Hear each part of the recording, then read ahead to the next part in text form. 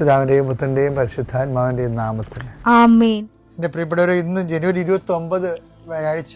അമ്മേ പരിശുദ്ധ അമ്മേ, അമ്മേ പരിശുദ്ധമേ, ദൈവമാതാവേ, കൃപാസനത്തിലൂടെ ഞങ്ങളുടെ ദേശത്തിനും അമ്മ മധ്യസ്ഥം തേടി തന്ന എല്ലാ അനുഗ്രഹങ്ങൾക്കും കൃപകൾക്കും ഞങ്ങളിപ്പോൾ ഹൃദയം നിറഞ്ഞ നന്ദി പറയുന്നു.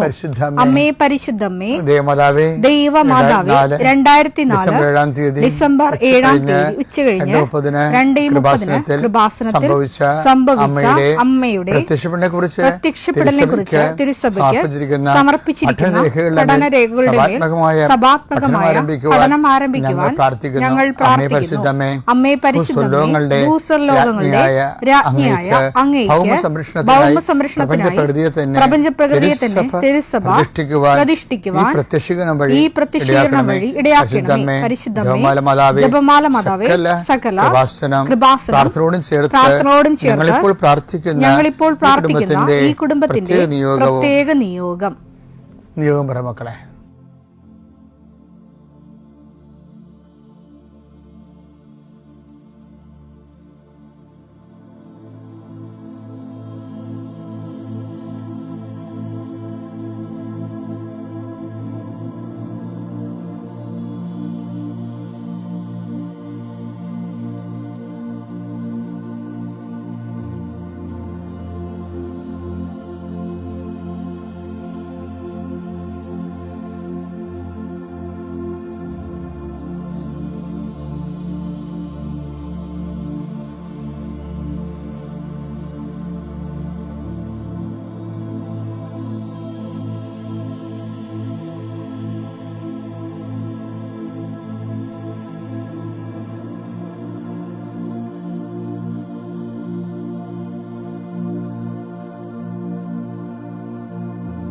അമ്മയുടെ പ്രത്യക്ഷീകരണത്തിന്റെ ഈ അനുഗ്രഹവേളയിൽ ഞങ്ങൾക്ക് സാധിച്ചു തരുവാൻ കനിയണമേ.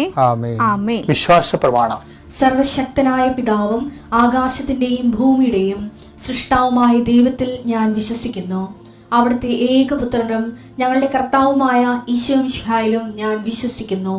ഈ പുത്രൻ പരിശുദ്ധാത്മാവിനാൽ ഗർഭസ്ഥനായി കന്യകാമറിയത്തിൽ നിന്ന് പിറന്ന് പൊന്തിയോസ് പീലാത്തോസിന്റെ കാലത്ത് പീഡകൾ സഹിച്ച് കുരിശിൽ തറയ്ക്കപ്പെട്ട് മരിച്ച് അടക്കപ്പെട്ട് പാതാളങ്ങളിൽ ഇറങ്ങി മരിച്ചവരുടെ ഇടയിൽ നിന്ന് 3-ാം നാൾ ഉയർത്ത് സ്വർഗത്തിലേക്ക് എഴുന്നള്ളി സർവശക്തിയുള്ള പിതാവായ ദൈവത്തിന്റെ വലതുഭാഗത്തിരിക്കുന്നു. അവിടെ നിന്ന് ജീവിക്കുന്നവരെയും മരിച്ചവരെയും വിധിക്കുവാൻ വരുമെന്നും ഞാൻ വിശ്വസിക്കുന്നു. പരിശുദ്ധാത്മാവിലും ഞാൻ വിശ്വസിക്കുന്നു. വിശുദ്ധ കത്തോലിക്കാ സഭയിലും പുണ്യവാന്മാരുടെ ഐക്യത്തിലും പാപങ്ങളുടെ മോചനത്തിലും ശരീരത്തിന്റെ ഉയർപ്പിലും നിത്യമായ ജീവിതത്തിലും ഞാൻ വിശ്വസിക്കുന്നു. ആമേൻ. സുഖസ്ഥനായ ഞങ്ങളുടെ പിതാവേ, അങ്ങയുടെ നാമം പൂജിതമാകണമേ. അങ്ങയുടെ രാജ്യം വരണമേ. അങ്ങയുടെ തിരുമനസ് സ്വർഗത്തിലെ പോലെ ഭൂമിയിലും ആകണമേ. അന്നു വേണ്ടുന്ന ആഹാരം ഇന്ന് ഞങ്ങൾക്ക് തരണമേ. ഞങ്ങളോട് തെറ്റ് ചെയ്യുന്നവരോട് ഞങ്ങൾ ക്ഷമിക്കുന്നത് പോലെ ഞങ്ങളുടെ തെറ്റുകൾ ഞങ്ങളോടും ക്ഷമിക്കണമേ. ഞങ്ങളെ പ്രലോഭനത്തിൽ ഉൾപ്പെടുത്തരുതേ, തിന്മയിൽ ഞങ്ങൾ രക്ഷിക്കണമേ. ആമേൻ. നന്മ നിറഞ്ഞ മറിയമേ, സ്വസ്തി. കർത്താവ് അങ്ങയുടെ കൂടെ സ്ത്രീകളിൽ അങ്ങ് അനുഗ്രഹിക്കപ്പെട്ടവളാകുന്നു. അങ്ങയുടെ ഉദരത്തിൻ ഫലമായി ഈശോ അനുഗ്രഹിക്കപ്പെട്ടവനാകുന്നു. പരിശുദ്ധ മറിയമേ, തമ്പുരാന്റെ അമ്മേ, പാപികളായ ഞങ്ങൾക്ക് വേണ്ടി ഇപ്പോഴും ഞങ്ങളുടെ മരണസമയത്തും തമ്പുരാനോട് അപേക്ഷിക്കണമേ. ആമേൻ. കർത്താവേ, നിന്റെ ഉന്നതമായ നാമത്തിന് സ്വസ്ത്രം ചെയ്യുന്നു. കർത്താവേ, നിന്റെ വിശുദ്ധ പൗരോഹിത്യത്തെ മഹത്വപ്പെടുത്തുന്നു.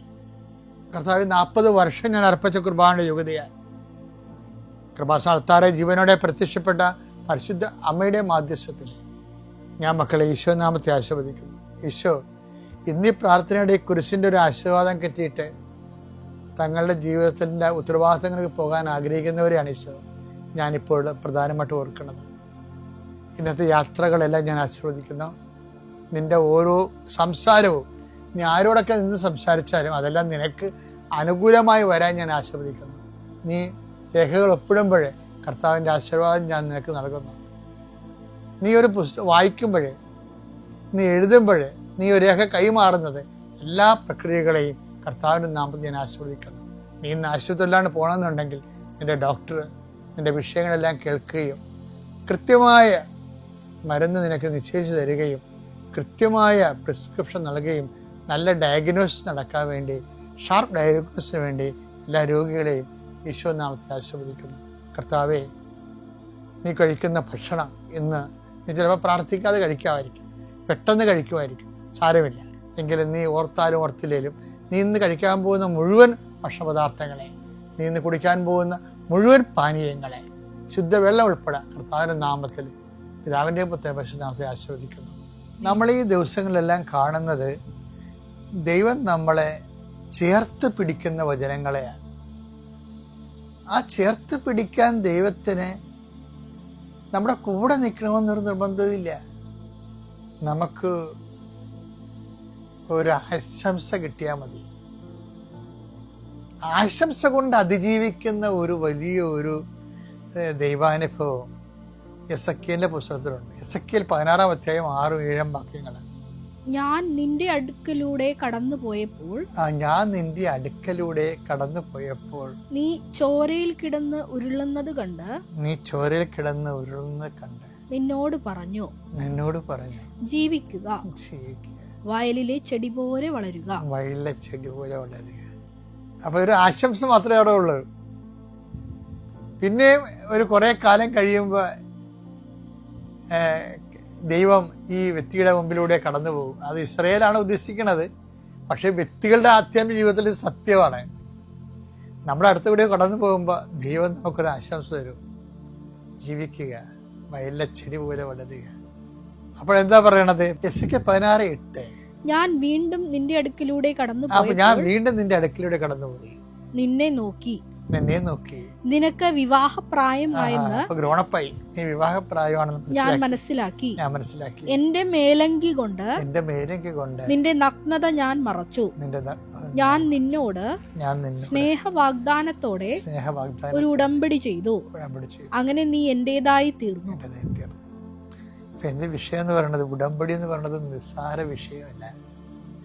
നമ്മൾ അനാഥമായി ഓർഫണായി അഡ്രസ് ഇല്ലാതെ കിടക്കുമ്പോൾ നമ്മളൊരു ഉടമ്പടി ദൈവമായിട്ട് ചെയ്ത് കഴിയുമ്പോൾ ദൈവത്തിന്റെ എല്ലാ വാഗ്ദാനത്തെ കുറിച്ച് അവിടെ പറയുന്നുണ്ട്. ഞാൻ നിന്നോട് സ്നേഹവാഗ്ദാനത്തോടെ ഒരു ഉടമ്പടി ചെയ്തു. അങ്ങനെ നീ എന്റേതായി തീർന്നു. അപ്പൊ നമ്മള് ഈ ഉടമ്പടി ചെയ്യുമ്പോൾ എന്താ സംഭവിക്കുന്നത്? നമ്മൾ ദൈവത്തിൻ്റെതായി തീരുകയാണ്.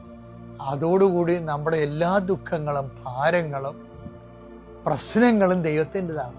ദൈവത്തിന് അറിയാം അതെങ്ങനെ പരിഹരിക്കണമെന്ന്. അതിൻ്റെ ഉടമ്പടി നീ വിശ്വസ്ത പാലിച്ച് മുന്നോട്ട് പോവുക.